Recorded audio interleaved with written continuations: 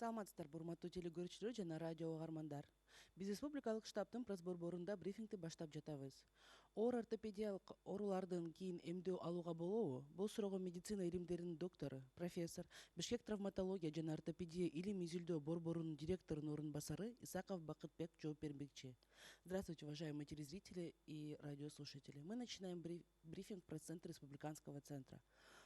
Можно ли вакцинировать людей после тяжелого ортопедического заболевания? На этот вопрос ответит доктор медицинских наук, профессор, заместитель директора больницы ТО Исаков Бакытбек. Вам слово. Спасибо большое.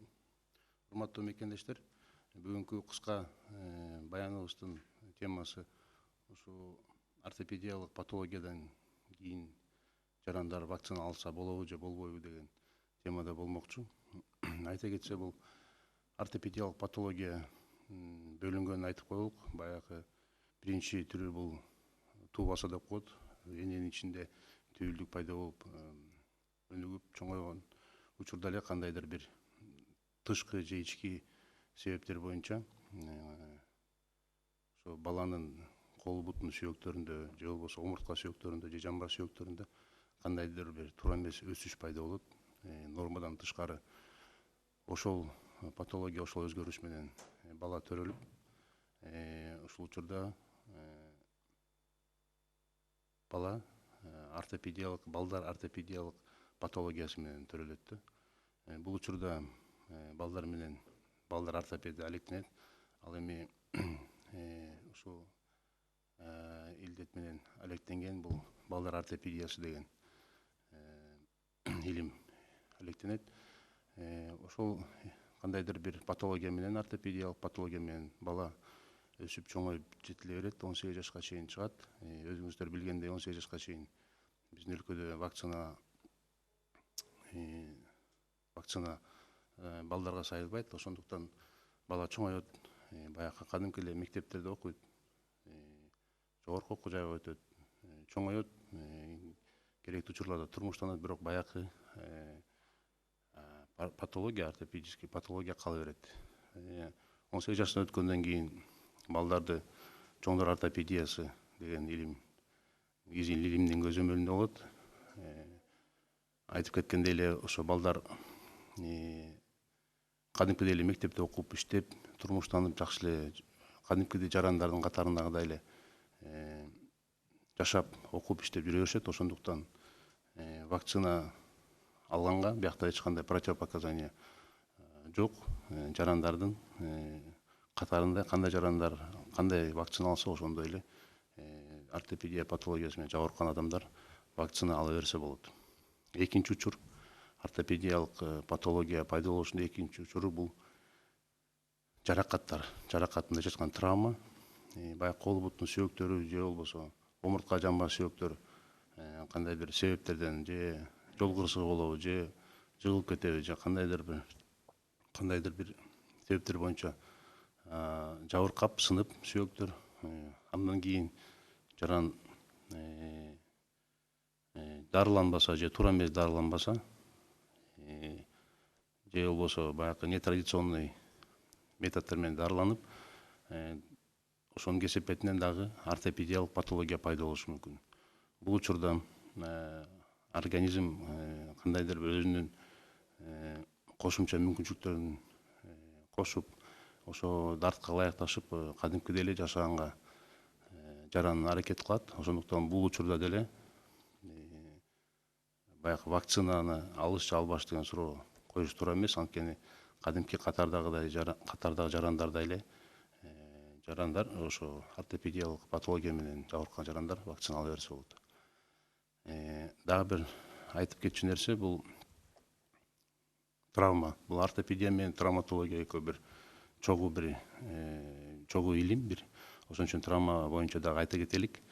Баягы адам жабыркаганда, травма алганда, албетте биринчи учурда баягы жаңы эле травма алганда бүт дарыгерлердин, медициналык кызматкерлердин аракети ошол сындыкты, ошо жаракатты айыктыруу деген максатка ошо багытта жүргүзүлөт. Ошондуктан баягы жаңы жаракат алганда албетте бул вакцина алса болобу болбойбу деген туура эмес. Бирок кийинчерээк уже баягы операция болуп, сүйөктөр ордуна коюлуп, бекитилип, анан жаранын калыбына келтирүү процесси башталгандан кийин катардагы жарандар эле вакцинаны алып, элдин катарына кошула берет. Эмне үчүн вакцина алыш керек?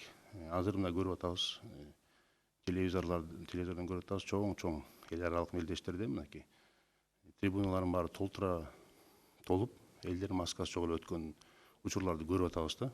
Бул эмнени айтат? Бул демек ошол мамлекеттерде, ошол өлкөлөрдө калктын 80%дан кем эмеси вакцина алып, мындайча айтканда жааматтык коллективный иммунитетти пайда болушуна өз салымдарын кошуп атышат да. Ошондуктан баарыңыздарды үндөйбүз, чакырабыз. Вакцинация алыш керек өзүбүздүн коопсуздугубуз үчүн, өзүбүздүн тегерегибиздеги элдердин коопсуздугу үчүн, үй бүлөбүз, туугандарыбыздын коопсуздугу үчүн өз салымыбызды кошуп, вакцинация алганга биз үндөйбүз. Баарыңыздарга чоң рахмат. Уважаемые граждане, тема нашей сегодняшней беседы — это можно ли вакцинировать пациентов после тяжелого ортопедического заболевания. Тут надо чуть-чуть скорректировать вместо заболевания, если будем применять термин патология, будет более уместно и более грамотно. Итак, ортопедическая патология, она делится на два вида. Это врожденная и в дальнейшем приобретенная патология. При врожденной патологии, при развитии плода внутриутробно, под воздействием каких-то внешних или внутренних причин возникает неправильное развитие костей, конечностей, верхних, нижних конечностей, костей позвоночного столба и костей таза. В результате этого уже при рождении ребенок рождается с определенной ортопедической патологией. Как мы знаем, в нашей стране до 18 лет вакцинация не проводится.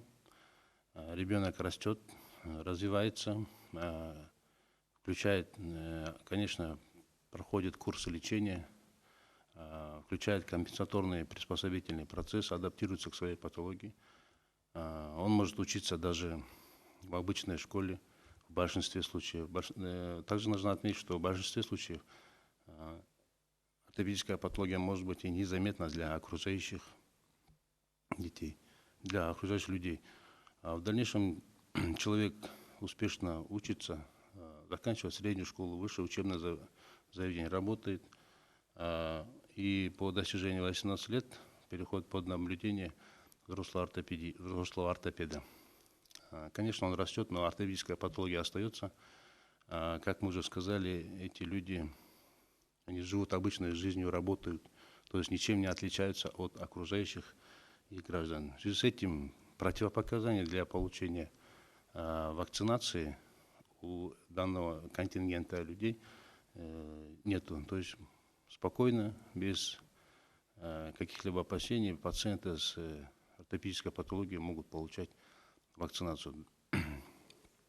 Второй случай — это приобретенная ортопедическая патология. Она возникает в результате того, что в результате каких-то причин возникают переломы костей, верхней, нижней конечностей, позвоночника, костей таза, и после которого либо человек не лечится или лечится неправильно, либо после сочетанных тяжелых травм в дальнейшем возникает уже приобретенная ортопедическая патология. В данном случае также человек живет обычной жизнью, он работает, адаптируется к условиям внешней среды, ничем не отличается от окружающих его граждан. И также в этом случае нет противопоказаний для получения вакцины от COVID-19. Также надо отметить, что в средствах массовой информации мы, например, видим международные большие соревнования, где стадион полностью заполненный, люди сидят без масок. Это говорит о том, что в данной стране люди, 80% взрослого населения получили вакцинацию, потому что их просто бы не пустили бы на трибуны. И они внесли свой вклад в развитие в создание коллективного иммунитета от COVID-19. Мы, как врачи, также вас призываем